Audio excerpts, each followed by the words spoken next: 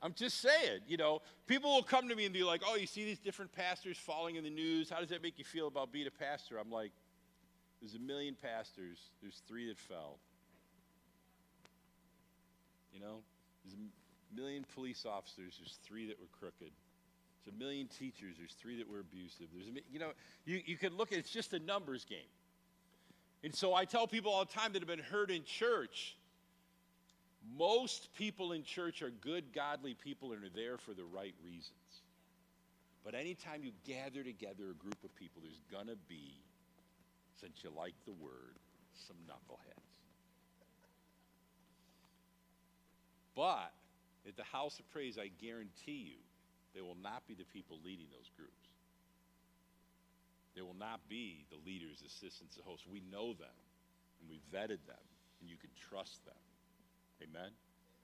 You could sit at a table of somebody that's a House of Praise leader and spill your guts about something you're struggling with, about the pit of depression, the pit of betrayal, and they will be honorable with that information, not run around the town and tell everyone. Amen? And if they don't know how to help you, they're going to pray for you, and they're going to say, can I talk to Pastor Bill about this? They're going to kick it up, right? It's a safe place. That's what I'm trying to say. I'm off on a little tangent here, but I think it's the best part of the sermon so far. Anyways, man, I just want to stay there again for 1 second. It's the idea that when you get placed into a pit, especially if somebody else put you there, you've got to hold on to the dream God gave you. You've got to hold on to what his word says about you. I'm the head and not the tail. Christ is my healer. He is my peace, my shalom. He's the banner over me. He is my strong fortress when I feel weak.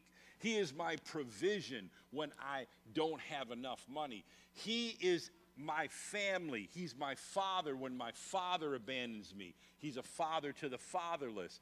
He is, in his family in the house of God, are my family when I'm solitary and lonely. He's my joy when I'm depressed. He's my peace when I'm anxious. He's my strength when I'm weak. Come on. The only thing that will get you out of a pit that other people put you into will be the dream the Lord drops in your heart. That's the only way out. You know the cheat code for this escape room. I think about, when you start talking about dreams, it's hard to not think of Martin Luther King Jr. and one of my favorite preachers of all time. If you didn't know he was a preacher, you go back and listen to some of his sermons from the Baptist church that he was pastoring. They're just excellent. But he looked at racism, division. He looked at real institutionalized racism that was legal. It's legal to mistreat people of a different color. It's legal. It's not like today where it's hidden. And he said, but I have a dream. One of the most famous speeches of all time. If you haven't heard it, you should study it in school. But if you haven't heard it, look it up. He said, but I have a dream. He had that dream because of the Lord. See, he literally had a dream of little black children